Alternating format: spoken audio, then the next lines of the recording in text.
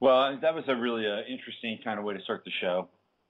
So I've got a new interface, or at least it's a new interface today with Blog Talk, and I had to unclick some buttons, but here we are, and I tried to bring a little bit of the mysterious and suspenseful sounds of intrigue and espionage with that opening track, which is Fontanic by yours truly, Dolly Matrix. Good morning. This is the Friday version of Free Association Radio.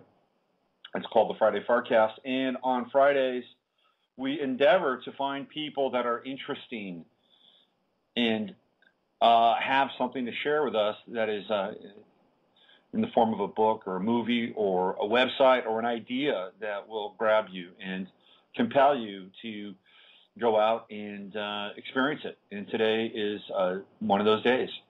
And I want to be joined shortly by my guest, Peter Darling, who is a first-time author and somebody who I've known for quite a while now. I mean, it's going on almost 20 years since I've known this guy. First met him in Berkeley, California, and we'll talk more about that when he gets on the air. And we're going to talk about his novel, Winter Republic, and what it's like to write a novel, to get into it, to have the discipline, to have a game plan. And we're going to explore the creative process a little bit with Peter and talk about the novel and some of the other things in his life which drove him to write his first piece of fiction. And I doubt it will be his last. Based on what I've read, this is a very good read, and Pete has evolved himself into an excellent writer. And perhaps we'll read a little bit of his work. Maybe Pete will gift us with some of that when we bring him on. So it is Friday, and it is the Friday FARcast. This is Robert Phoenix. I'm your host, and there are two other shows that are part of this experience. There is Navigating the Astrological Matrix, which takes place on Wednesday, and the Monday Mashup. I have a website, robertphoenix.com, which I have not been updating over the past week or so, only because I have been in recuperation mode. You know, there are times when, and maybe Pete will talk about this, where you write and you create, and then all of a sudden there's like a valley. And I hit a valley over the last week and a half or so. Just have not had a lot to say. And I've been in recharge mode and hopefully getting that ramped up over the course of the next few days. And I got to tell you, that eclipse whacked me in a huge way. It was very intense. And the Venus retrograde and Saturn still on my Venus, extremely powerful. And it's like continuing to walk through the fire on a daily basis. Let's put it that way. So here we are. We're staring down Memorial Day weekend. This is, you know, historically, traditionally, the first weekend of summer. And here in California, we're expecting snow in the Sierras. Think about that. The first weekend of summer, and we're getting snow in the Sierras. Here in Point Richmond, yesterday, we had gale force winds. We had about 40 mile per hour winds. Crazy weather here on the West Coast, on the heels of the eclipse and a major solar storm that was unleashed on the 21st of May. So buckle your seatbelts, boys and girls. The ride's about to get a little bumpy. We're about to experience some turbulence. And, oh, by the way, and maybe we can get into this a little bit with Pete, Europe is starting to crumble. Not starting to crumble. It's been crumbling for a while. But it looks like Greece is about to exit the Eurozone. And one of the things that the networks here in this country have not been reporting are bank runs in Europe. People are taking their money out of banks all across Europe. And a good friend of mine on Facebook was telling me about it, an Argentinian friend who is out of town or from out of town and hanging out with him in LA, and is been sharing with him that the Argentinian peso is basically worthless. And since it's tied itself to the dollar in Argentina, the dollar is becoming even more worthless. So Argentina is about to go through its second major economic crisis within the last 20 years. And because the dollar has been normally strong and propping up the peso, generally speaking, that would not have been an issue, say, maybe 10 years ago, but the dollar is pretty much worthless in Argentina, and he believes it's a canary in the coal mine, and it just might be. So we've got troubling news on economic fronts coming in from both Europe and from South America. So that's where we start the weekend.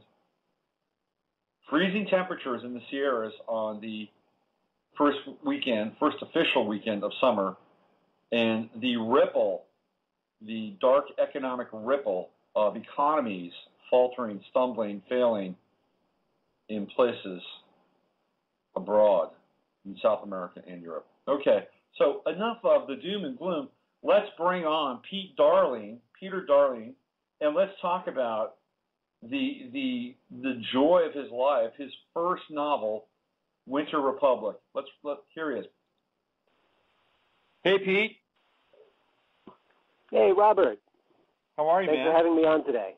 Yeah, I'm great. My pleasure. It's been a long time since we've actually talked, huh? I know, it has been a long time. It was San Diego around 2002, 2003, I guess, last time we spoke face to face. Yeah, I think we had like enormous amounts of sushi and alcohol that night. Always a good plan. Yeah, that was great. So how are you? I'm good.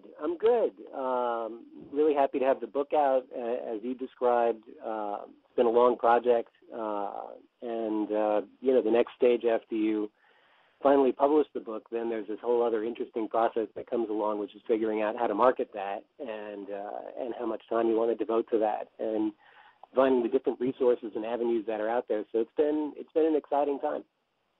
So let's go back in time. Let's time travel together, shall we?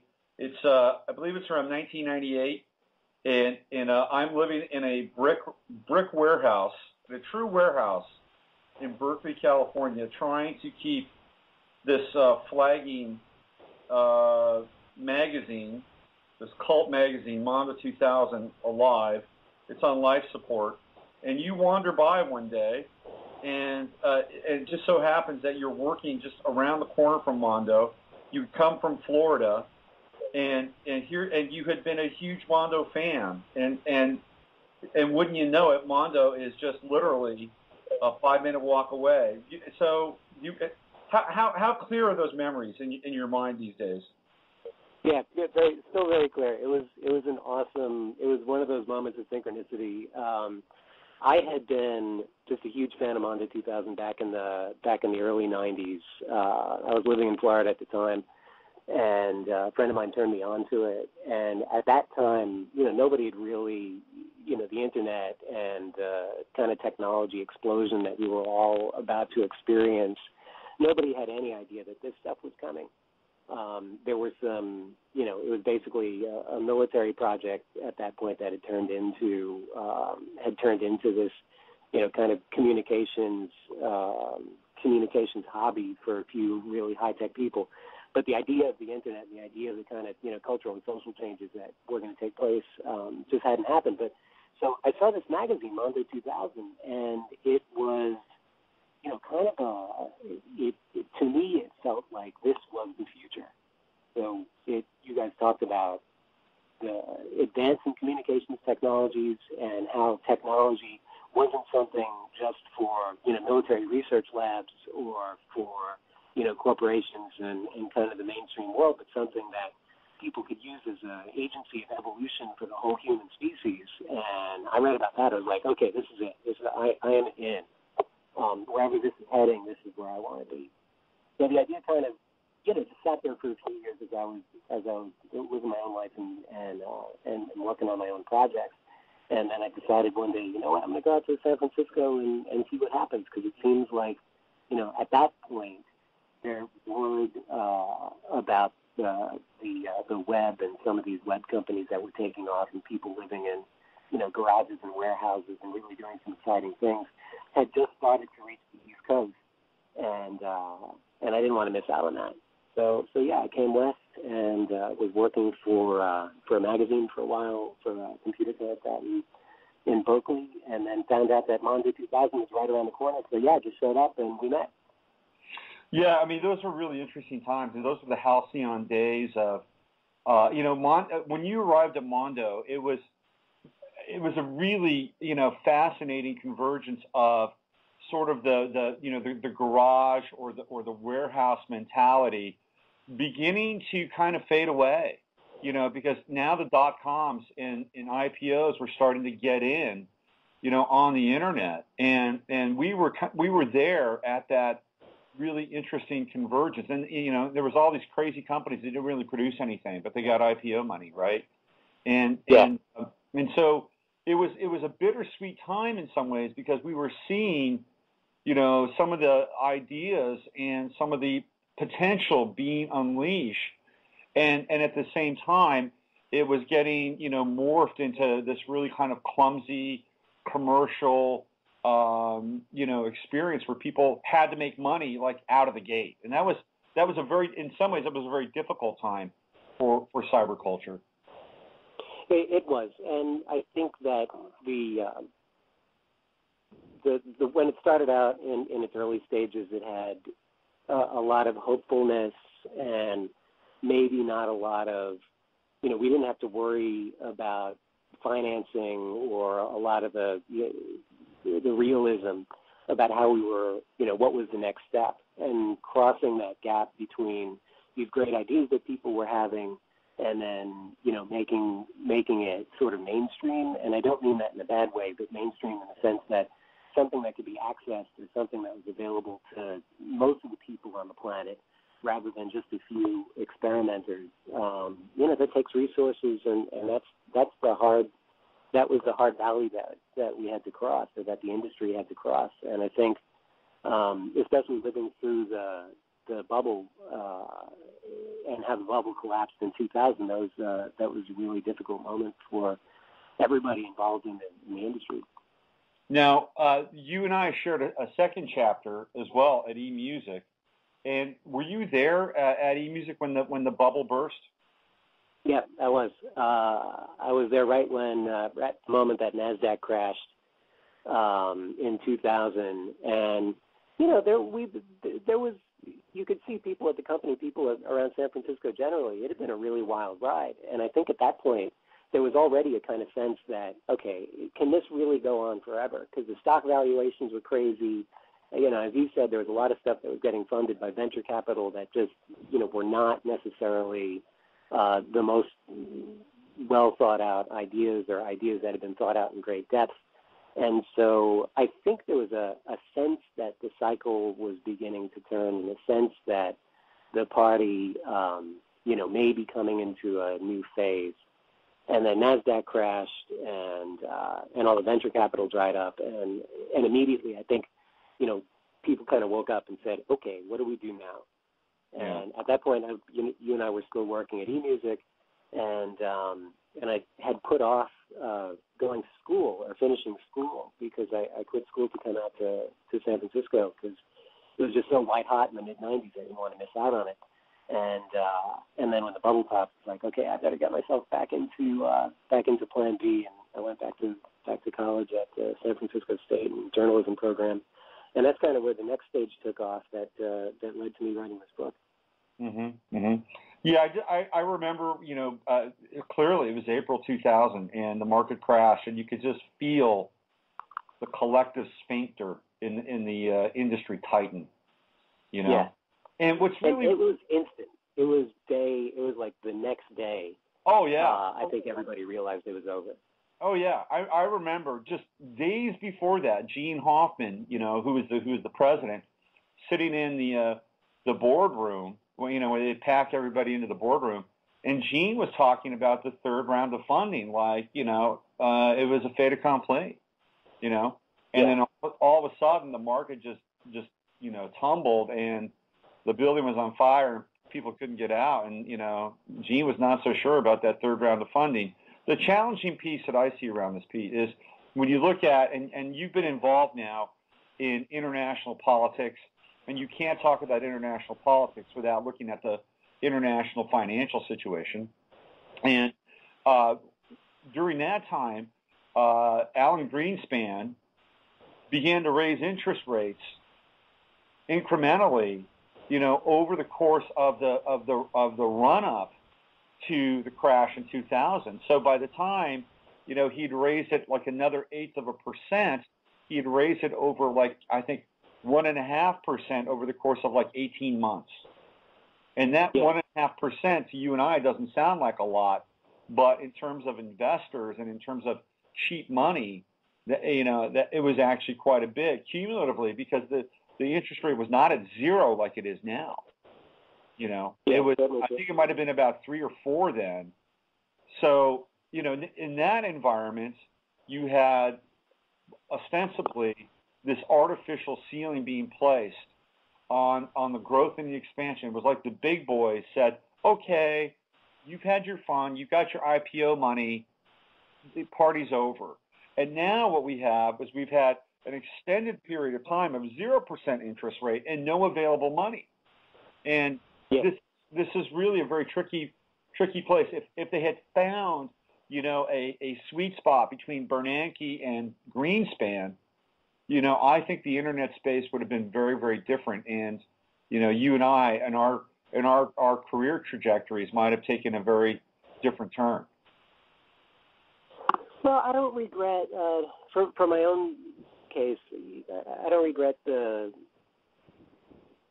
life has a lot of changes in it, and I'm not going to say that things are better and worse than they would have been otherwise. I think for the global economy, the hard part is managing bubbles and trying to get the national or global economy to a soft landing when you're in a bubble is really hard.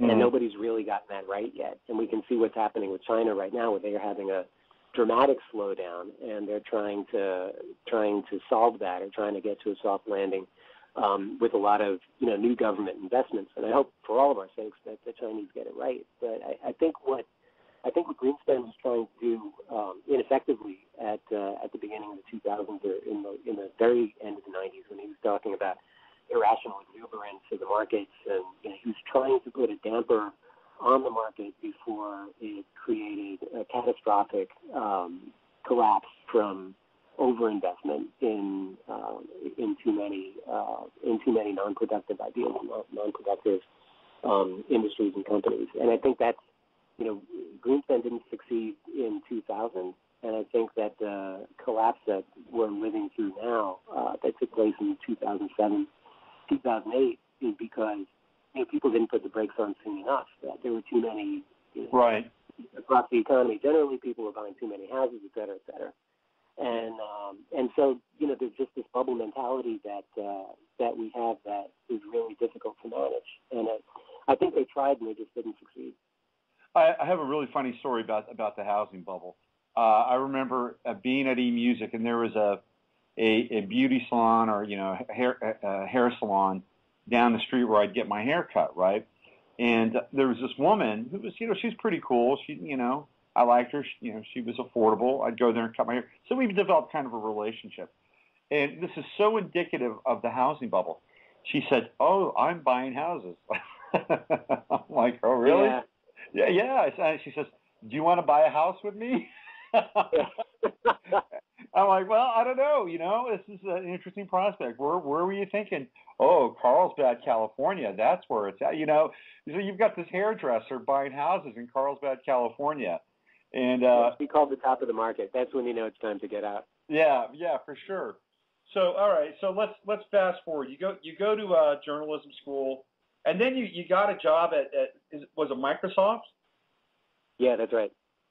And that took you out of the country eventually, ultimately. Well, I had actually, so I went to San Francisco State for a semester, and then I finished journalism school in Holland and Denmark.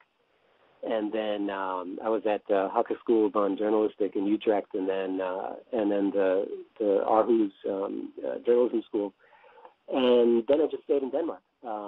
Met a great girl, and who I'm married to now, and stayed in Aarhus and Copenhagen.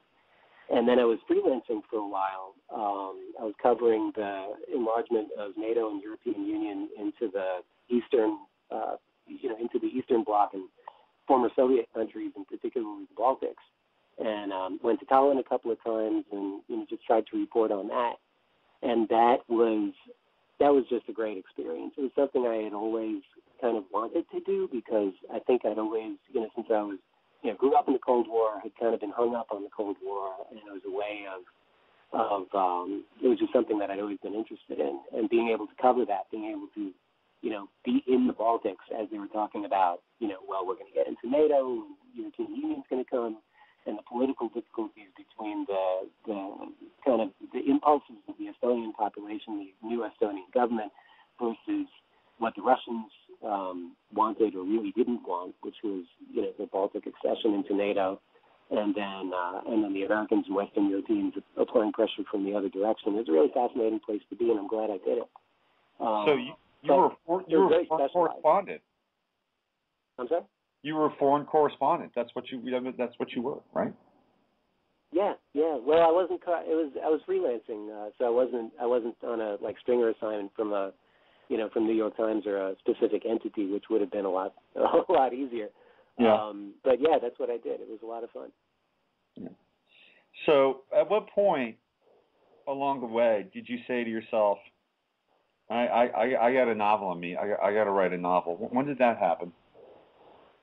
Well, I think after after the enlargement of NATO and European Union, and in 2000 and 2001, there had been great political difficulties with Russia at that point, where the Russians were saying, "Look, we're not going to accept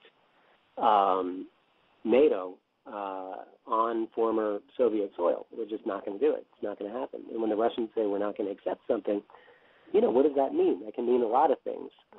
As it turned out, it was all just bluster, but at the time, nobody really, there was a small chance that it could have turned into something potentially serious. And so at that point, you could actually write an article as a freelancer talking about the situation, talking about enlargement and the politics around it, and be able to sell that. So after NATO enlarged and nothing happened, the Russians backed down. It became a lot more difficult for independents that were in that specific, really specialized area to make a living. So at that point, I got a job with a small Danish software company as a writer and communications guy, and then that company was acquired by Microsoft, and I ended up working for Microsoft. But I still had the urge to continue this life as a political correspondent. Is what I had always wanted to do, and the urge didn't go away. So I started this other project, which was kind of, just this piece of fiction. And I didn't know at that time whether it would turn into a novel or anything. I didn't know how serious it really was. I just knew that I wanted that lifestyle again. I was still, intensely interested in the politics of Eastern Europe and energy politics. And I just wanted to keep writing, so I did. So it turned into something much larger. And at one, the moment finally came when I realized, hey, this is turning into a book, and this is something that you're actually going to be able to finish someday. And so I just kept at it and eventually finished it. So for any aspiring writers out there, how many hours a day would you say that you committed to actually working with a single narrative and a single idea and a single theme, which ultimately manifested in this book? Well, it was really hard because the daytime job took a lot out of me. It was very intense. And so I would write on weekends, I would write on airplanes, whenever I had spare moments, I'd sink back into this other world. But I had always, throughout my life, had kind of an urge to write and an urge to just, be creative. I was always working on short stories, or I had a web magazine from 1997 on called Art Damage that I did a little work on, and basically the book project was just letting me focus all of that energy, that kind of non-work related creative energy, and just focus it on one project rather than being distributed across multiple projects. So the book took a really long time because I didn't have a whole lot of time to devote to it. If I had if I had had the energy to focus, I probably could have finished it in a year. And as it turned out, it took about 6 years to write the whole thing, and then another year and a half to edit it. But the thing that kept me going was, besides the urge, that just cathartic urge of needing to write fiction, and having some stuff that I needed to get out of my system from California and from the experiences that I had when I was working in Estonia and focusing on Eastern Europe. Just being able to go back to this project and keep chipping away at it was really valuable. And I guess the advice that I would give if there are people that are starting on projects now and have a story that they want to tell is don't feel that you need to write sequentially.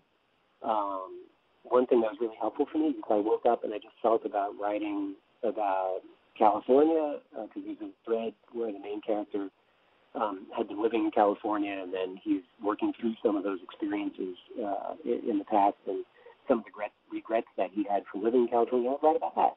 And if I wanted to write about, the relationship that the character is having with another character in the present day, I would write about that. So it ended up, there were 5 or 6 different story threads that I was expanding on, and then they kind of rolled together to make the final project. If I had tried to write it sequentially from page 1 to page 300, it would have been a lot harder, and so I just wouldn't recommend.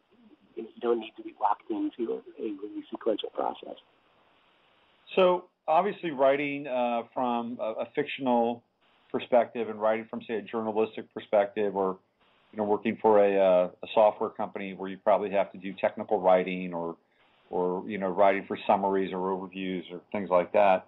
Really using different parts of the brain, turning them on and off, and as a result, you're kind of moving between worlds. How did you manage that, and did that ever get kind of schizophrenic for you at times? Oh yeah, all the time. It wasn't something that you could really manage because I think a lot of writers, and definitely the way that I felt, is that you're working all day and then you come home at 8, 9 o'clock, and then you pull up the book and sit and type. I mean, that's not a very, on the outside, it doesn't seem like a very gratifying existence. But at the same time, it's not that I wanted to write this book; it's that I had this thing that I needed to write, and the urge didn't go away. And I was grateful for it, because if that urge to write wasn't as strong, I wouldn't have, there's no way I could have followed it through and finished it. So, work with the urge. If you've got that creative passion and the moment strikes you where you need to write something down, don't ignore it, because you don't know when it's going to come back. Right. And don't waste the energy. Right. That's a really great piece of insight. In terms of writing as a healing experience, and it probably wouldn't be a term that maybe you would necessarily use, but San Francisco and going back through that and, kind of rewriting that piece of history and re-examining it and putting it to rest. Can you talk about how valuable that was for the overall health of your psyche? Yeah, it was important, and the book is, to use your word from before, the book is a little bit schizophrenic because there were 2 basic stories I wanted to tell, and they both came from just a personal need to write about these things. And the first part was, the major plot of the book takes place in Crimea in southern Ukraine, in the present day, or about 2007, and it's this very kind of dark, realistic, political-centric story with this character that has a lot of issues that he's trying to work through in his own life and in his own psyche.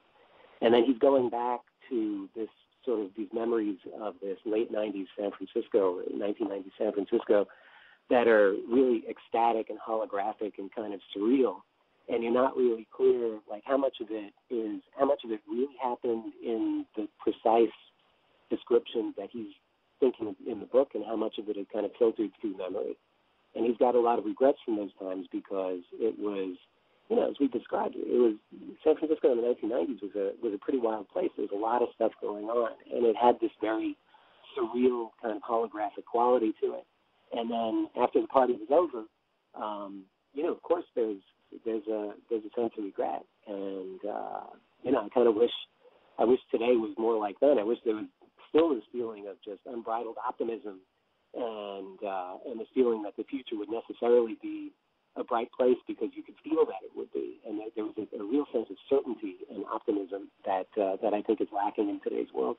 So the book kind of it passes between those 2 points, between those 2 major stories, and getting that on paper, it was very cathartic, and for me, it was something I needed to do, or felt I needed to do.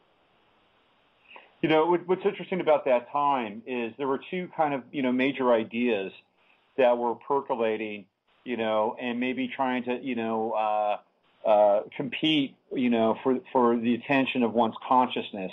One idea was that, was the kind of the McKenna idea, the Terence McKenna idea, where there was this really interesting infusion or this interface between, psychotropic drugs, the internet, virtual reality, all these really interesting convergence points that would expand the human experience.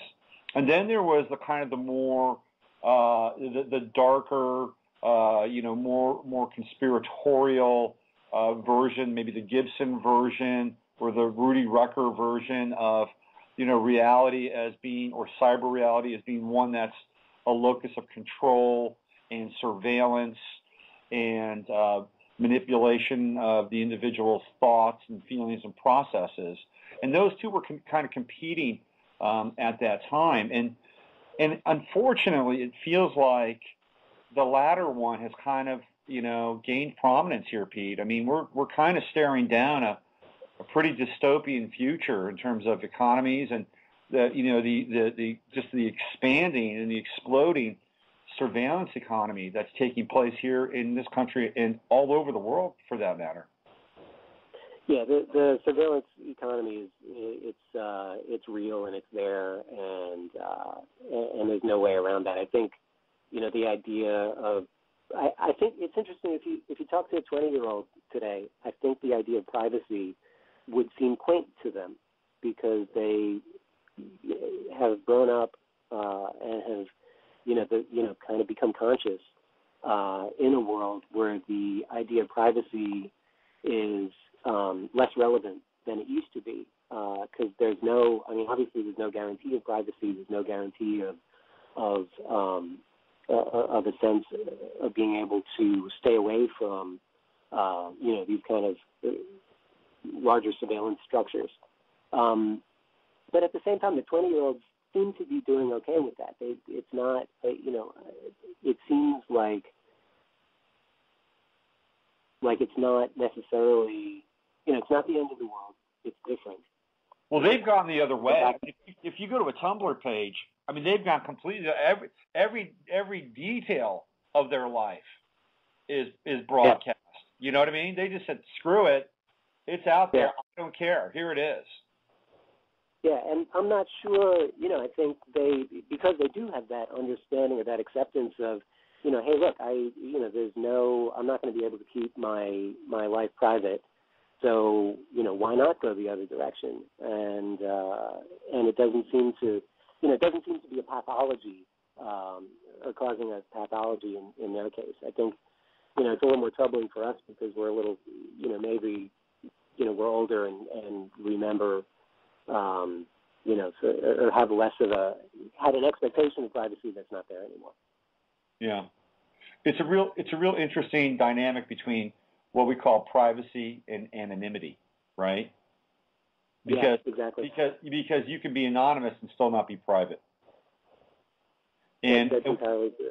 Yeah, and we've been enculturated now to accept anonymity versus privacy, although that is changing because I just read today that the UK is considering passing a piece of legislation that would eliminate the anonymous option on posting on the internet, that you would have to assume an identity.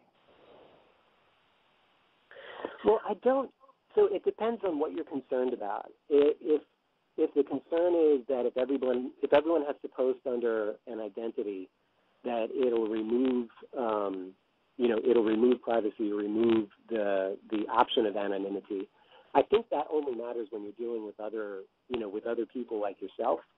If you're thinking about being anonymous to, like the intelligence organism or a lot of these kind of data collection services that intelligence services are using now, whether you're posting anonymous or not is kind of irrelevant. I mean, your identity is not something that can be hidden, I think, with the current technology, no matter what you do.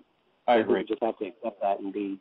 I think the people that get into trouble, first of all, most of us have little that we, have little that we would need to hide. And I think if the people that get into trouble are people that think that they're secure when they're not. Because if you think you're secure, you're going to say things that you wouldn't say if there's a doubt in your mind whether those things will be recorded. And I mean, just in normal life, I think it's a really good idea if you are writing an email to somebody, or say even having a phone conversation with somebody, because it's all over IP now. If there's something that you wouldn't want plastered across the front of the New York Times, don't say it and don't write it, and find other methods of communication. I think we all just have to assume that whatever we say is it's out in the IP world and potentially recorded, for good or for bad. But at what point does that affect our thought process? So, for instance, we sit down on our computer and we begin to type out an email, or we're going to have a phone conversation, and all of a sudden you're having second and third thoughts about, should I be typing this sentence? I mean, at what point does it impact our ability to organically think and function and be quote unquote free? I mean, it's kind of an invisible, chain around the mind. Yeah, I agree, and I think that we're already in that world. Yeah. And that's just the world we have to live in. And to go back to the millennials, the new generation that's coming online right now, I don't think they have any expectation of privacy, and I don't think, I just think that that's the way they think. Whereas we have had to kind of get used to that mode of thinking. Right. Well, let's talk a little bit more about your book. Thomas Kovac, your main character, obviously, in large part you, because of the experiences that are being channeled and worked through in these various locations. How do you view him after you've written this book? Yeah, it's funny because, I mean, they say that everyone's first novel is autobiographical, and of course, to a large extent, this one is. But the character of Thomas, when I first started writing it, because I didn't think that this was necessarily for external consumption, it was much more autobiographical than the character actually turned out to be. And after living with this character and, writing, putting that character through different experiences as the plot progressed, I found that he was a unique individual and that he did respond to things in different ways than I might have. And then when I went back, the thing about writing a book is, you write the book and then you have to write it again because the editing process is so deep and you really have to kind of restructure and rewrite a lot of pieces. And, in my case, it took 1.5 years to edit the thing. The character kind of evolved a little bit more as I went back to those first pieces and realized, okay, I know more about this character now. The character isn't necessarily me, although we share some characteristics. And here are places that, realistically he would respond in different ways, and then I had to write that in. One of the things that was tricky was I intended for the story to take place in quote unquote the present day. So whenever the reader would have read the book, it would be then. And I realized that just wasn't really tenable because I was trying to be as realistic as possible. And the world kept progressing. The news kept happening, and so there were things that were happening in the news that I needed to respond to. So I found myself going back in and re-editing parts to bring the present-day story more current. And when I gave up was there's a riff where one of the characters had a mission in Turkmenistan, and then the president of Turkmenistan died in real life. Oh, wow. Oh, crap. then I had to go back and like rewrite these pieces, where she was talking about dealing with President Niazov in past tense, and he was like this, he was like that. And at that point, I just said, okay, I have to stick a stake in the ground. We're going to pretend that this takes place in the year 2007, and then from that point on, if anything new happened, I wouldn't necessarily, have to rewrite it to bring it to present day. And there was some, like the Russian war in Georgia, the Russian invasion of Georgia took place shortly, while I was in the final processes of writing this. So I did go in and make some foreshadowing of that conflict, but I didn't actually write the conflict into the book. That's wild stuff. I'm on Smashword. If you want, go ahead. If you want, I have a section. We were talking about MONDO, and MONDO 2000 is is a part of the California-focused piece of the book where Thomas is considering his past.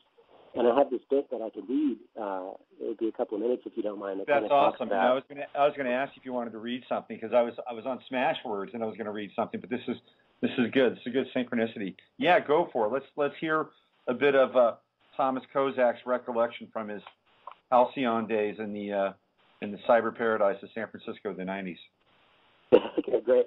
So main character is Thomas. He's this East Coast kid who, gets enraptured by the sexy Bay Area techno subculture. And I for MONDO 2000, I coined the name Neon Helix because I didn't want to make it specific to the magazine, even though the magazine was a big part of the reason behind it. So Neon Helix you can think of like a conflation of MONDO 2000, Survival Research Labs, and all kind of rolled into this temporary autonomous zone out in the outskirts of Berkeley. So in this piece, Thomas had just broken up with a girl named Vedette, and he is in this MONDO 2000 milieu, and he's sort of rededicating himself after the breakup of that relationship to the Neon Helix project. So Thomas was bruised but not broken after Vedette. He threw himself into a new project, learning to code HTML from a long-haired 30-year-old ex-Bulgarian intelligence officer who called himself Arkady. He had been the cultural attaché loaned by Bulgarian Special Services to the Soviet consulate in Los Angeles in 1990. His job had been to penetrate the early Silicon Valley tech economy and steal what he could for the good of the Warsaw Pact. In the chaos of the Union's collapse, Arkady simply walked away and disappeared from the attentions of both superpowers and their clients. A temporary autonomous zone like Neon Helix was a good place for him to lie low for a few years, and he was happy to offer his talent in return. Arkady had been trained as a military hacker in the late 1980s and claimed to have helped write the first iteration of the Vacciner virus. He made sure that Neon Helix never received a phone bill or paid for software. As the utilities grid and the Internet merged and became more intelligent over the next few years, Arkady made sure that there remained an unseen black hole on it, accessing the resources of the world only on their own terms.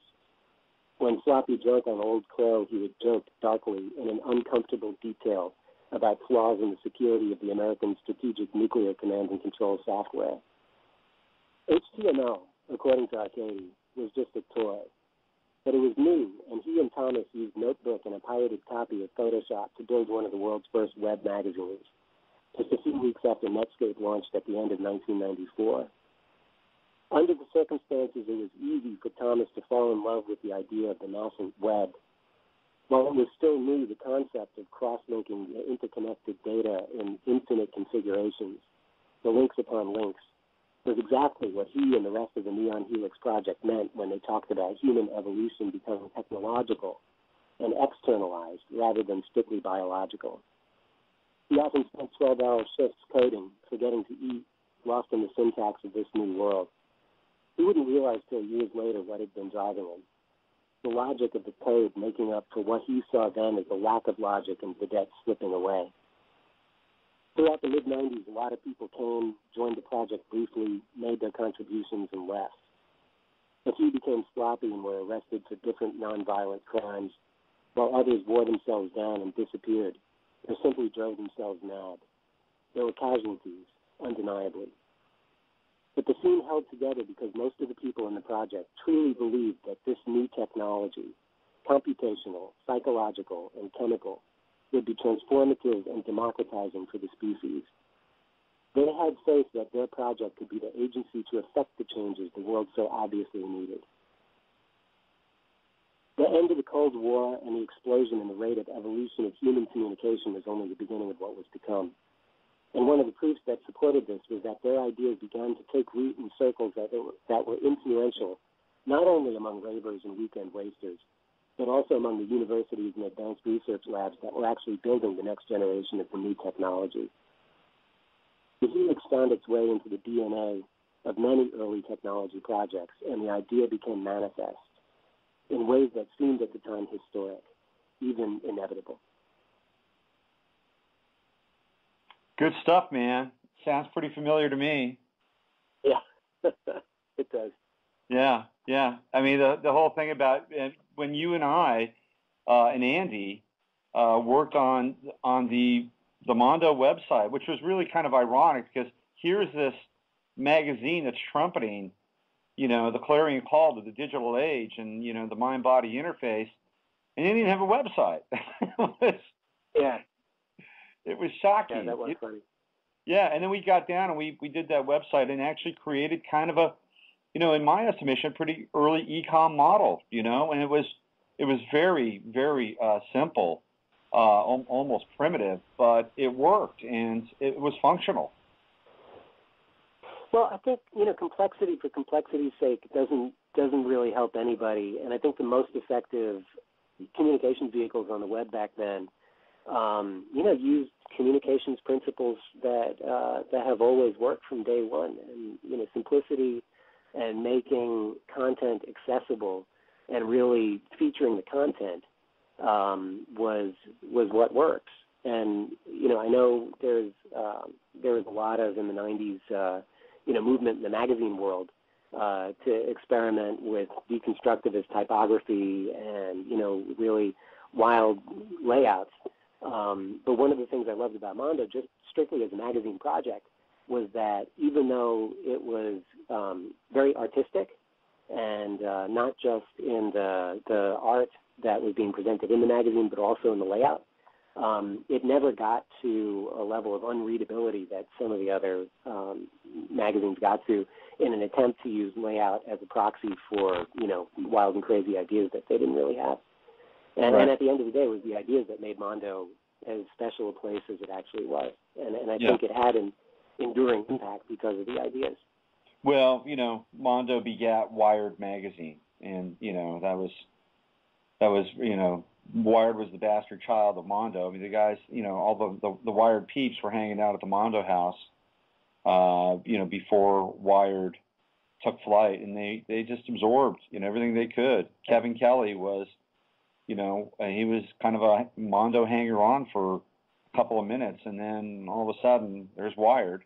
But you can, it's a really interesting metaphor for clones. You can clone something, and just because you can clone something, it may not have a soul. And Wired was a MONDO clone without the MONDO soul. You couldn't replicate that. That was all pretty much Allison Kennedy and Ken Goffman. Let's talk about real time now. Here you are. You got this book out, which is almost reads like a Dan Brown novel, to be honest with you. And in fact, I think you're probably even a better writer than Dan Brown. Thank you. Yeah, and so you've got to get it out there. You got to market it, and you've done an amazing job. You've got your own website for Winter Republic, where you're updating the site with kind of current geopolitical news, so people may find some of that to be of interest. And there's also the book itself. It's on Amazon. You can print copies of it and get it hardbound. You can go to Smashwords, or you can go to your own websites, Art Damage. So you're figuring out now how to really take full advantage of this new media, which, by the way, are ideas that we had been talking about back during the MONDO 2000 days. I mean, we were talking about the tools, the software tools, and the internet to ultimately empower the individual to create something, and then get out of traditional models of distribution. And here you are, you're doing it now. What's that part of the process like? Well, the two major changes that hit the publishing industry just in the last few years since the economic collapse were, economic and technological. And the economy of the traditional publishing industries is just, post-collapse at this point. It's really, really hard for the publishers to make money on anything but really spectacular, heavily marketed blockbuster projects like, we see Twilight and Hunger Games. And not to denigrate that work, it's great that it's able to get such a mainstream audience and appeal to so many people. But the publishing industry has really pulled back on funding anything that doesn't seem as if it has that blockbuster potential. So there's a lot of independent authors that are just not going to get a chance in traditional publishing anymore the way that they might have 10 or 20 years ago. And that became pretty clear as I finished the book and then started looking at, okay, what do I do now? And started doing some research into the industry. The other thing that's changed for the positive side is the technology has just gotten amazing. So, with the Kindle and Smashwords and self-publishing resources that are out there, you really do have the power to, take your destiny under your own control, which is great, which is what I would have preferred anyway, more than, sending desperate letters out to agents in hope that, one of them would eventually bite. And the economics of the self-publishing industry are completely different in the sense that, you get out to some extent. The work needs to be good, obviously, or no one's going to read it. But from a marketing standpoint, you get out to a large extent what you put into it. If you put the time in to make a really good book, make it look good, get a cover design that's compelling, and build a website, keep the website up to date, do the kind of one-to-many marketing that'll get attention for it. You can get small numbers of people at first to begin to pay attention to your project, and then those numbers grow over time. I think the biggest difference between the economics of self-publishing and traditional publishing is traditional publishing, you print up 10,000 or 50,000 copies, you send it out to bookstores, and then you get a spike in sales, and then a month later, 2 months later, it drops off to zero, and then you're in the long tail, and that's basically it, and then you're on to the next project. Right. Whereas with self-publishing, you put it out there, and then you can have this groundswell, this very slowly building groundswell of interest, where people start paying attention, and more people get interested in the work as they find out about it. And so that's the interesting part, is that it doesn't require, a marketing machine. It just requires persistence and diligence. It's something that one person can do in his basement and do okay. I have not put as much time into it as some of the other people that I've corresponded with. But I know some folks that have been, reasonably, you're not going to quit your day job necessarily, but people that have been reasonably successful in selling, thousands of copies of their work. And, at the end of the day, I'm much more interested in people reading the work than, trying to make a lot of money off of it. Although, I'd love to be a professional writer, but, maybe in the next life, or, we'll see what happens. But there's a lot of resources out there. So I mentioned Smashwords, which is a really cool set of tools at smashwords.com, and basically they give you instructions on how to format a Microsoft Word file. That can take, a few hours on one afternoon to get it formatted correctly. You upload the file to the site, and then there's an automatic publishing process that reviews the file just from a technical standpoint to make sure it's technically correct, and then puts it out there. And it was kind of amazing because I'd been working so long on the book, and then was finally ready to kind of pull the trigger on it. And I formatted it in one afternoon using the instructions they gave, and uploaded it, and then that night it was out there, and I got my first book sale. So it was pretty. That's awesome. It was a pretty amazing experience. And Kindle is the same. The Kindle, Amazon makes it really easy for you to put the electronic version up. And they also have a print version, or a print publication engine called CreateSpace. That's also pretty easy. It's a little bit more involved, but it's definitely anybody can do it, or you can hire somebody to help you format the book correctly, put a cover on it, and get it out there. Right. And electronic publishing is great. And I'll tell you, when I got my proof copy of the printed book in the mail the first time I saw and was actually holding the printed version, that was a really special feeling. That was something that that I wasn't sure I would ever experience in my life. So it was a pretty special moment. Well, I'm glad you experienced it for a number of reasons, personally and for other people to read what you've done and get a sense of inspiration that they can do it themselves as well. Have you gotten any critical reviews of the book yet? Not critical reviews, but I haven't put a lot of time into, accessing, mainstream marketing engines. Mm-hmm. One of the issues that I'm running into, and this is just a personal thing, is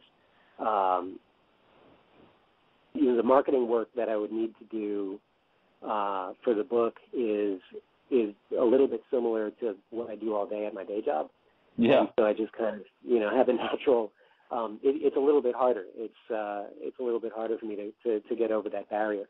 But what I have done, you mentioned the website, winterrepublic.com, and I made some audio podcast files where I just read the first 3 chapters of the book as individual podcast files and put those up on the website. And I made some. I went into GarageBand and made some, opening and closing titles for the podcast.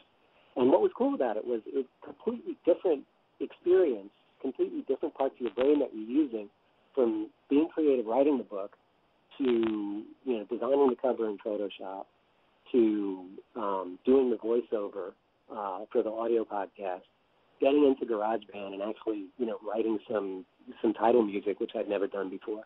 Mm-hmm. And then kind of packaging it all together up on the website. It's been a really, just on the virtues of the different areas of creativity that it's taken me through, It's been an unexpectedly fun process.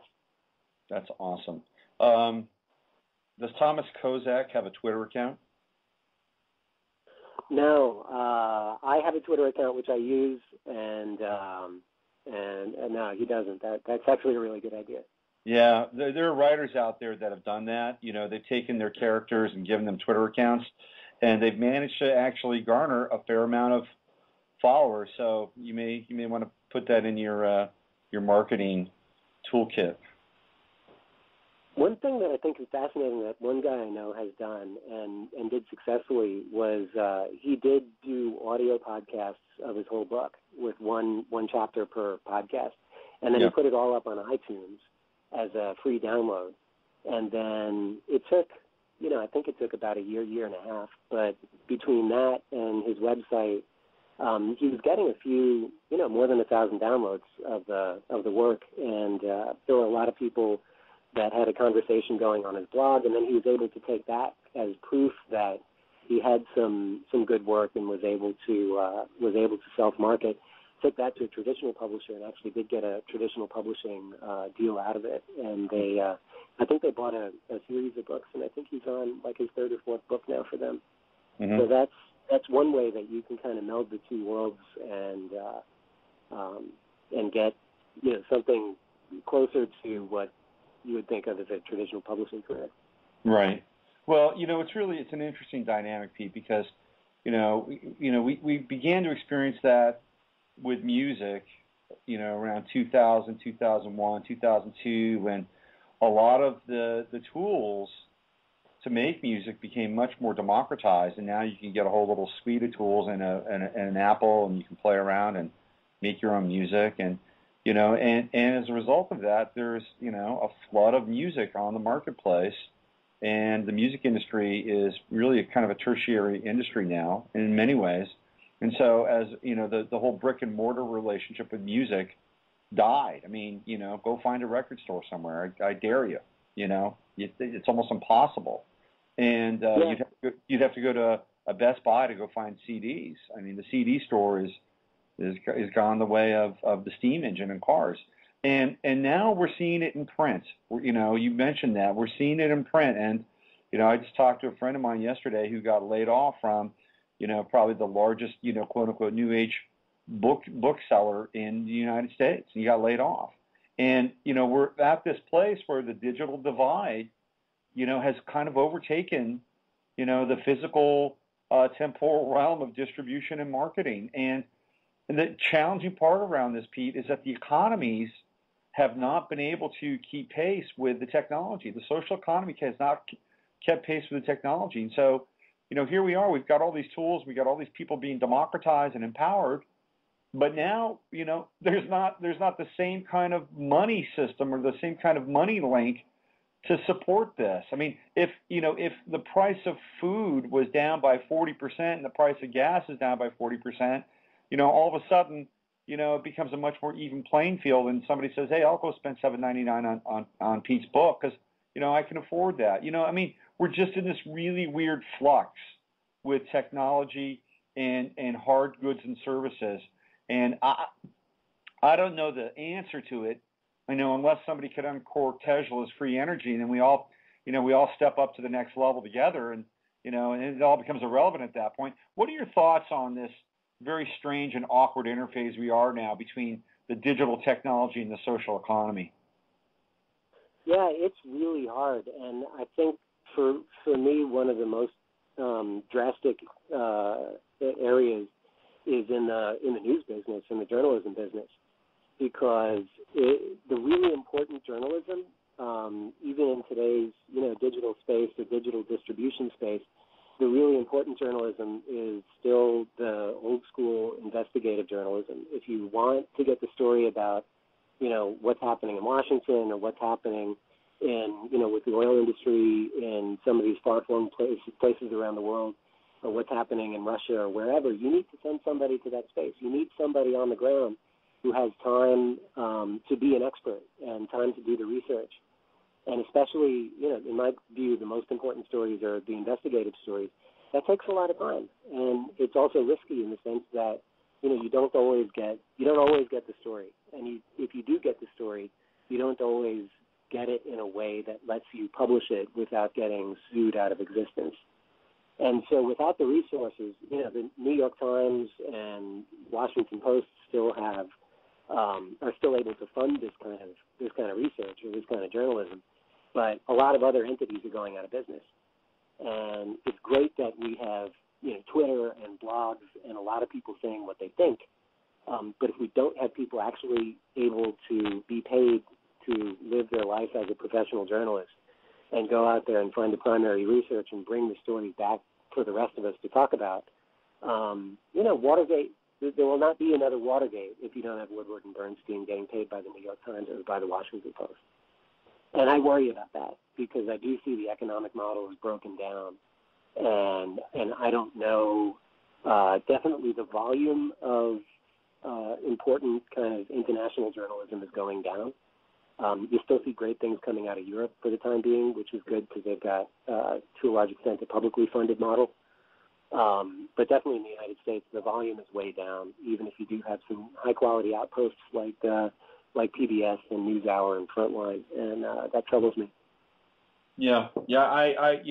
I'm a little more on the independent tip, and I like the independent voice. And my concern is that only the New York Times or only the Washington Post will be able to afford to do what they do. In which case, we have a monopoly on the news, and we've already seen over the last 10 to 15 years the amount of media companies go from we're talking significant media companies go from 50 to 6, and those 6 are holding the resources. They control the flow of information, and that's a very tricky place to be, to have that concentration of power be so centralized with just a few, and mostly interlocking medias too, by the way. It's not just, hey, we've got this. You look at one of the media sources would be Murdoch, and Fox and Sky and everything that's all Murdoch. And it's a huge, and all the newspapers that Murdoch owns. It's a huge conglomerate and really stifling and troubling in terms of how we share information. Yeah, I agree. It's we had worried about media concentration for a long time because you saw a lot of consolidation starting in the 80s. But to your point, it's true that there are very few news agencies that are able to do serious research now, and that does it does narrow the voices that are out there. And you don't want a situation like we have in Russia now, where you've got the state media and supposedly an independent media. But when you look at the independent media, it's all being financed by, oligarchs and tycoons. So, yeah, those voices may be in opposition to the official policy of the Russian government, but it doesn't mean they're free. Independent is not the same as free. And it's a difficult space we're in now, and I would love to see independent media with a set of standards that would allow people to take it more seriously than it is today. One of the things that troubles me about the independent media is you don't, if you're looking at the New York Times, or you're looking at the Atlantic magazine, or if you're looking at TASS news in Russia, or state news agency from Egypt or something, you know the source, and so you can discount the information based on what you know about the source.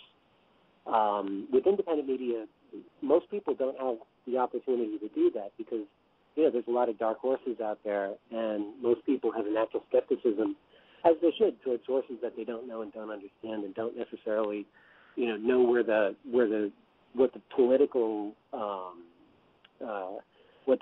take is of the people behind that source. Right. But that means that, you don't really. There are some independent agencies that are great, but they don't get credit for that because they're not well known. And maybe we'll get to a point that some of these independent agencies will become more well known and get the kind of credibility that mainstream sources have. I look forward to that day. I'm not seeing it yet. Well, I think a lot of it will have to do with the continued openness and viability of the internet to remain an uncensored engine of information and observation and reportage. And if that changes, then we're in serious trouble. And we've seen, CISPA. We've seen, a number of bills that they're trying to, force onto, the internet and the end user and the producers of content. And this is the new battleground, which is, the war for the hearts and minds of people through the most popular information exchange probably in the history of humanity. It's the internet. So talk about a centralized idea being funneled and moved into pens and for lack of a better term, jails of the mind, because ultimately that's where they would like to take this thing, I think. But it's too big. I think it's too big right now, and unless they crash the whole thing and create Internet 2 or Net 2 or Net 3 or whatever, it's just not going to happen. And I think that we've got at least for the time being time and size on our side. It's really hard, and it's really hard because the laws that they're making to supposedly make the internet more secure, there's just not a lot of credibility that everything the government wants to do with these laws is for the good of the internet and the good of the economy and the good of the people on it. So there are bad actors out there from which we need to protect the internet infrastructure. The amount of malware and the sophistication of the malware that exists today is definitely coming from state sources and definitely coming from, entities with a lot of resources behind them. Right. And there are a lot of bad actors on the internet. So I can understand, and I agree that just for historic reasons, the IP protocol was built without any built-in security. Because it was supposed to be a military and government structure from the beginning. That's where the internet started. And so they didn't think that they would have any non-secure actors on the internet. So the way IP was built, they just said, all right, we're going to make it free and open, and then we don't have to worry about security slowing us down because they were going to protect the endpoint. And then when it went mainstream, which is, wonderful in all the ways that we've described, but that basic lack of security of the IP protocol is still there. And so, we need to, meaning the species, meaning all Internet users need to find a way to protect ourselves and protect the infrastructure from bad actors. I don't see Washington doing a great job of doing that because there's so many competing interests and because there's just not there's always going to be that doubt among people while the government's trying to protect us, what else are they slipping in there? And I think that's just an unfortunate, it's just a difficult part of where we are. But just because you don't trust the government doesn't mean that we don't need to secure the Internet, because it is, when you look at Stuxnet and some of the other capabilities that are out there, it's, it can be a scary place, and we've become so reliant on the Internet, not just for communication, right, for air traffic control and, controlling really basic infrastructure capabilities that make the country work. We don't want to lose that, because that would be pretty catastrophic. Yeah, I mean, Stuxnet, I think, is a perfect Trojan horse. I mean, my take on Stuxnet is, hey, let's create this, this vicious, virus that's incredibly viral. And oh, by the way, let's create the solution. It's completely Hegelian, the Hegelian dialectic. And let's create the solution to this virus and other viruses by implementing more security. We'll keep you safe from that. And so you have this whole new surveillance industry lobby coming in to Washington, D.C., loaded with cash and driving a lot of the security related issues. Obviously it's data mining, it's very Orwellian and trying to track individuals, but it's also big money. It's big money. And what we have, for me, Pete, is we're having the collapse of the industrial economy right before our very eyes. Again, this talks about the convergence of social economy versus, the virtual and digital realm, ascending. And the economy, the industrialization that took place in this country is now in other places. So what do we have? We got a bunch of people that are out of work, and, trying to, make ends meet. And so, what's there left? Well, what's left is this surveillance economy. And it's being driven in large part by, big lobbying dollars. And, where are these surveillance companies going to get funded from? They're going to get funded from the government. Where's the government going to get the money from? From taxpayers. So we're funding our own surveillance. It's the most bizarre concept. We're paying to be watched by ourselves. And this is where I think it's pretty scary. Yeah, it's true. And to your point before, which I didn't really completely answer, around, where does the Internet economy take us, and how do people actually make a living off, like normal people actually make a living off the Internet, and to try to, bring the country back to some kind of middle class standard. It is harder because you're in the information economy. It accelerates the success of mobile information professionals, and everybody else is left out. Yeah. It makes it a lot harder for everybody else. I think internet retail is really interesting. If you look at Etsy.com, where you've got individuals that are creating, let's say I'm an independent clothing designer and I just like making bags. There's almost no market for that if you're in Tulsa or Berkeley or wherever.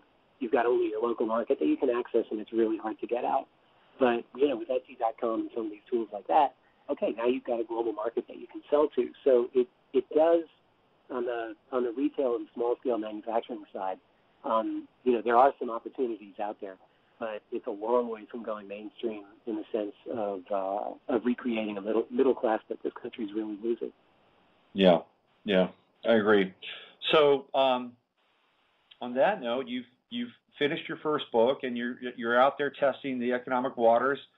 Are you satiated? Are you at a kind of a recovery stage, or are you thinking about maybe getting another book out of your psyche here? Well, like you described at the very beginning of the show, I'm also in kind of a valley at the moment. I'm taking it easy. I've actually got an idea for a second book that's percolating, but I don't know if I have, I don't know if I'm ready to start another multi-year project. The good thing is I know what I would, from the very beginning, I know what I would do now. And I think that would that's going to make it a whole lot easier to do it the second time, and a whole lot. I'll be able to fix it a lot more quickly than I did the first time. But I'm just not sure I'm ready to kick off the new project yet. Right. Well, good. Well, let's round things off here by telling people where they can really touch your current project, Winter Republic. Where can they find it? Kindle, Amazon, Smashwords. Where can they find it, Pete? Yeah, it's on smashwords.com as a download. It's also available on amazon.com as both the Kindle version and the print version. And then I've got the website at www.winterrepublic.com. Okay, it's a page turner. Your language is exquisite, and if this is any indication where your writing talents are taking you, Pete, I think no matter where the world's going, I think you're going to be fine. Thank you, Robert. It's been great to talk to you again. Yeah, great touching base, and if you ever get down this way, let me know. We'll do maybe maybe not a sushi thing. I'm off of Pacific seafood now, but we'll do something equivalent. That sounds like a great plan. All right, take care, Pete. Take care, Robert. All right, that was Peter Darling, first-time novelist, Winter Republic, a page turner, a Dan Brown-esque page turner, and it's got a love story too. So if you like romance, intrigue, heart, political machinations, Cold War drama, Winter Republic, Peter Darling, my friend. All right, it is 11:17 here in Point Richmond, California, where I froze my ass off this morning. It was cold. I walked outside with some shorts and just a sweatshirt, and you know what? I was underdressed. All right, I'm going to play some music, and I'm going to jump into the chat room, and when I come back, we'll maybe go over a little bit of news, maybe a little bit of rant, and then I'll send you off into the Memorial Day weekend here on 5/25/12. So what do we want to play here today? How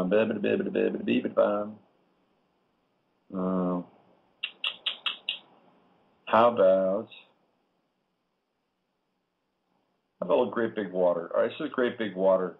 This is from Alma Desnuda, Great Big Water. Here we go. I'll be back in 5 minutes and 5 seconds with a peek at the news. You're listening to the Friday FARcast. I'm Robert Phoenix.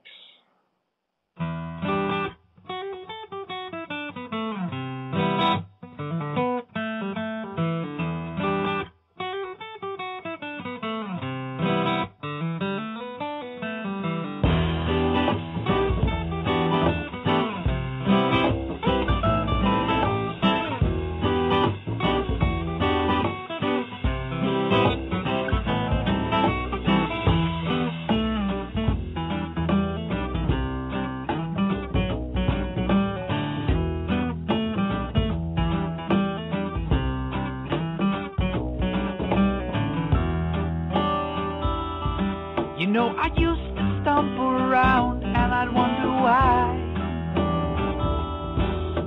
questioning the moon, the stars, the sky. And then I saw the truth, all this pain was just in my head. I thought I better stop living, 'cause soon I just might be dead. And oh, a great big water flooded me. I became just another drop in the big gigantic sea. And through all this pain, confusion, I did lift, and my soul felt lighter, so I thought I'd write this funky ass riff.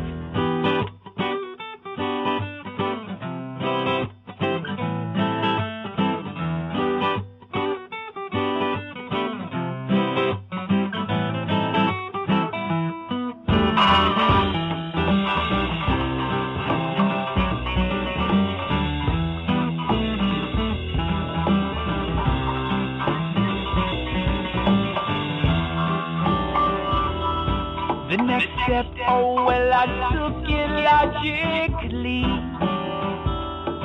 was to share my thoughts, my life philosophy.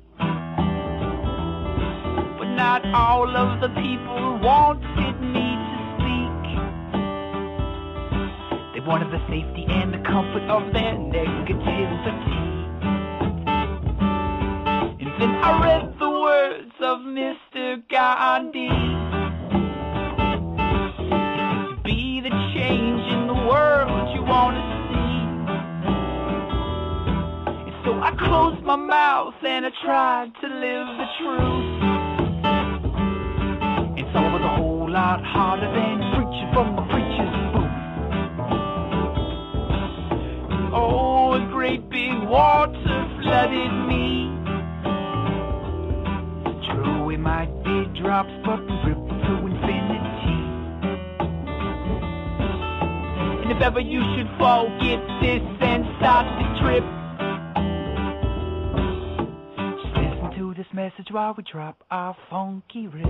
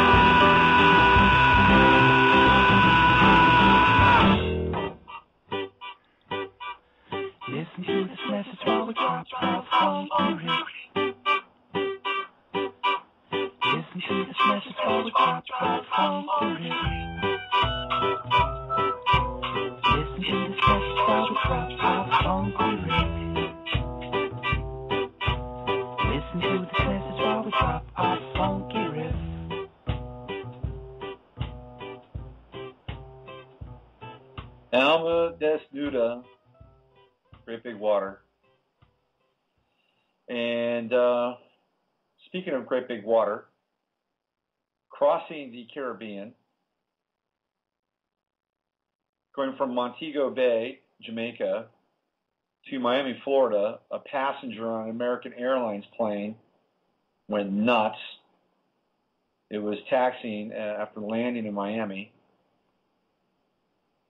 It says here we had what appeared to be a disoriented male passenger who stood up at his seat in the main cabin after landing in Miami as the flight was taxiing in. American Airlines spokesman Ed Martell said in an email, he did not obey crew member instructions to sit down and then move toward the front of the aircraft where he was subdued. He was turned over to police upon arrival at the gate. Why is this news? You had a guy who had who knows, maybe he was drunk. Maybe his meds were not kicking in or kicking in the wrong way. Disoriented passenger subdued on flight in Miami. Why is this news? Keep your eyes on airline flights again, especially with the Venus retrograde and especially with Venus crossing the moon, crossing the sun. I believe on the 14th, the Venus solar eclipse. Very pretty special and rare. So keep your eyes on anything that's air related. We're going to get more and more stories about strange things happening in the skies. It's been happening for a few weeks now, by the way, but they're starting to crank up again. What's going on in Mount Everest? Can somebody tell me about what's happening with these quote-unquote crowds?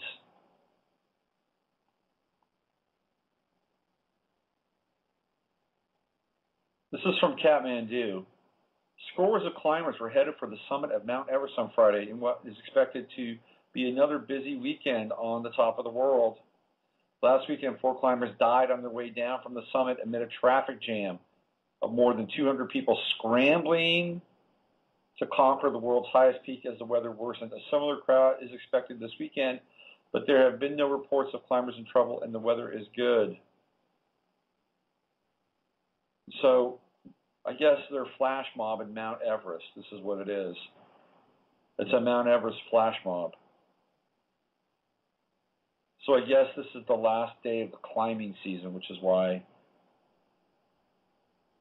there have been a rush on people climbing Mount Everest. Crowds scaling Everest. The flash mobbing of Mount Everest. We got a hurricane cooking up in Mexico, and there is a storm, a tropical storm, gathering its forces. Tropical storm Bud. Bud is happening. So this will be an interesting weekend. On the backside of the eclipse, heading into Memorial Day weekend, this should be a very, just astronomically / astrologically, with the Venus retrograde and the Venus solar eclipse, these are pretty powerful astrological and astronomical indicators. And trust me, people pay attention. People pay attention to these movements in the skies. And the Venus eclipse happens really not very far from the London Olympics. We were getting closer and closer to the London Olympics, more commonly known as the Rothschild Olympics. So I'm going to be doing a post on the site about the astrology for the London Olympics and the relationship to Venus, a.k.a. Lucifer, the bringer of the dawn, the morning star, as it relates to the sun in terms of the eclipse of the sun. This is when, theoretically, Lucifer eclipses the solar god. So this should be a very interesting transit with the Venus eclipse and what comes out of it. If you have money in an American bank, I would suggest that you begin to keep some cash on hand. Am I advocating that you do your own personal run on a bank? No, I'm not doing that. But I would say that having some cash on hand is a good thing if you have it. Many of us don't have it. But if you do, keep some on hand. And if you do, you may want to turn some of that into precious metals. Precious metals can get you through a time. They are not a long-term solution to currency, but they can get you through challenging times.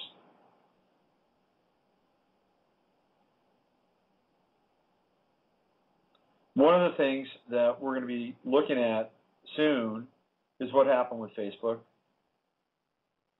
The Facebook IPO is feeling more and more like a con game, a shell game, a con job, which is what Wall Street is anyway for the most part now. Pete and I talked about briefly the crash that happened in April 2000. And I was at a .com. We were both there. We were both at eMusic, and I saw the model take place. Pete is a little more conservative politically than I am, and that's fine. It's cool. I mean, I tend to view things in a slightly more radical bent, but or radical light. And what I saw during the .com movement, the .com gold rush, or the digital rush as they called it back then, was you had all these companies getting funded with all these IPO dollars and these really artificial time limits and ceilings put on these companies to spend their money. You had a year to spend your money. What were you going to do in a year to build a business? What would you do in that year? You had a year to spend the IPO dollars. Well, you start, it's like, well, let's go buy another company. But how many other companies were, worthy of being bought and were mature enough to bring in? I mean, that's what happened when I was at eMusic. They had the first round of funding, then the second round of funding. This was in the sweet spot of the dot-com boom. And eMusic had a limited amount of time to spend that money. And they said, okay, well, let's go out and buy RollingStone.com. Now, we looked at that time. I looked at that time, and I thought, well, why buy RollingStone.com? Especially since Jan Wenner, the guy who owned RollingStone.com, stayed on top of the deal and really won the deal. He retained a lot of autonomy. It was almost like eMusic was leasing the company from RollingStone.com when it was theoretically bought. Well, the reason eMusic did it is because they had to spend the money. And the people that made the money at the company I worked for were the founding members. These were the people that got founder shares. And even so, even then, it was only a small handful, who made the money. And they didn't make a ton of money. So here's how the game works, right? I mean, you get money, you get the IPO money, and the people that set up the IPO, whether it's a Goldman Sachs or whether it's a Lehman Brothers or a Bear Stearns, because these are the companies, I believe Barclays was the one that took Facebook public. And when you take a company public, you get founder shares. They're like pennies on the dollar. And there are very little restrictions on what you as the company that helps bring a company public can do with those shares. Very little restrictions. As an employee, you have to wait like 6 months, a year for your shares to vest. And you can't do anything with those shares. They're meaningless. I remember I got like, I don't know, 5,000 shares. Woohoo! I thought it really meant something. By the way, the Dow is down today. And I thought it meant something. And, I'm like, okay, I can't wait for these shares to vest. Meanwhile, the stock is dropping like, a thermometer in November. Or December. It's just dropping. Then the stock was underwater and my shares were useless. But the people that were in on the ground floor when the company got launched, they sold their shares early on, and they, and what they would do is they would say to the people who had the same vesting rights as they did, hold on to your stock. Don't sell your stock. If you sell your stock, you'll devalue the stock. If we all hold our stock together, we'll keep the value up. They told this to the people who were, on the quote-unquote inner circle, the COO and a few other of his buddies inside the company. That's what they told other people who had founder shares. And what did they do? They ran off and sold their stock. They weren't fools. So these people that were, doing right by the company, they held their stock and they got screwed. So this is what happened with Facebook. The founders of Facebook are filthy fucking rich. Total Ponzi scheme. Everybody who thought that they would make money off of a Facebook IPO, they overbought, and the stock has dropped like 30%. 30%. Why? Because Facebook doesn't do anything. The only thing it does is it sells information. The amount of money that Facebook makes is paltry compared to an Amazon.com. And I said this. And what happens? Here's what happens, right? When a company goes live, they go on what's called a roadshow. And they go and talk with investors. They go from city to city to city to city to city. They sit down in boardrooms or conference rooms, and they sit there with a PowerPoint, and they talk about, the amount of prospective profit versus cost, market growth, tangible assets, intangible assets. What they do is they present a picture to people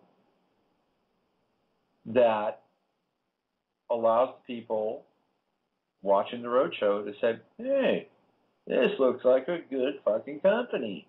Let me invest some hard-earned dollars in this company. Sounds good. Or they look at it and say, are you kidding me? When is this meeting over? That's what a roadshow is supposed to do. Now, here is the difference between, this is what happened with Facebook.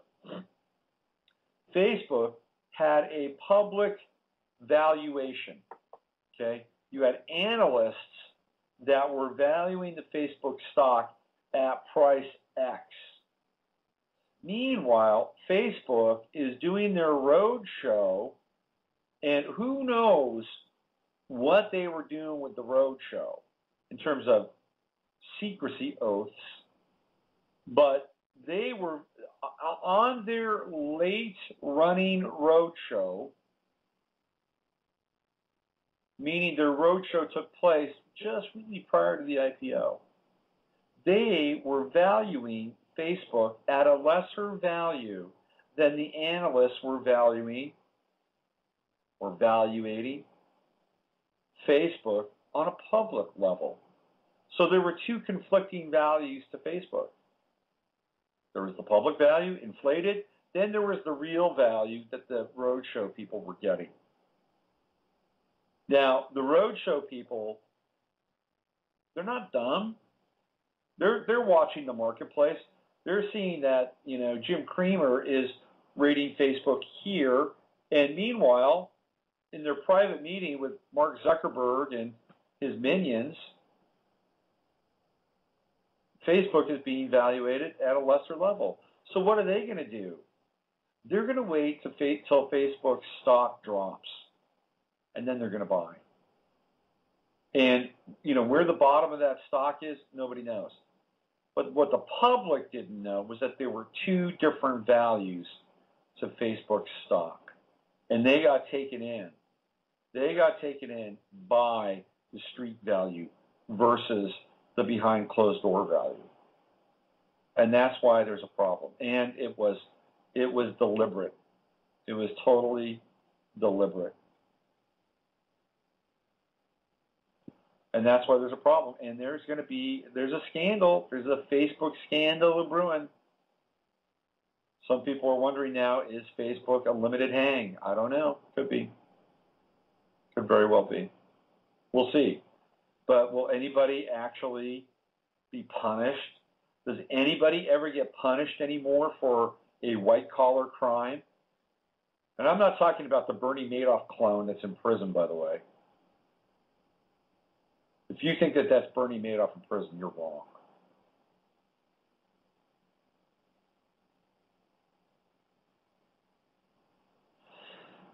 All right, it is 11:40 here in California, in Point Richmond, California. And we're going to bring the show today to a graceful landing, a graceful three-point landing. There is no disoriented person walking around the cabin here as we're taxiing the show into the into the gates, into the landing gates area. There's no crazed person walking around the cabin unfettered and free. So this should be an interesting weekend. It's a 3-day weekend. The news cycle on 3-day weekends, pay attention to them. Pay attention to the news cycle, because events can happen over 3-day weekends where, especially on a Sunday, potentially on a Saturday, where you won't have the same kind of rabid news cycle that will take place during a regular weekend. It's that extended day. Keep your eyes on it. All right, you know the drill. Use your head to discern what's real and your heart to stay open to what's possible. I'm Robert Phoenix. You've been listening to the Friday FARcast. I want to thank my friend Peter Darling for coming on, talking about his first novel, Winter Republic, and kind of jamming on some interesting topics. I thought it was a great interview, if I do say so myself. Pete's an interesting guy. winterrepublic.com if you want to find out more about his book, and support independent art and creativity in a declining economy where the social economy is being outpaced by the emerging technology and the emerging technological economy. We've crossed the digital divide, and there is no turning back. So with that, I will see you Monday. Have a brilliant weekend, and I love you all. This is Robert Phoenix. You've been listening to Friday FARcast.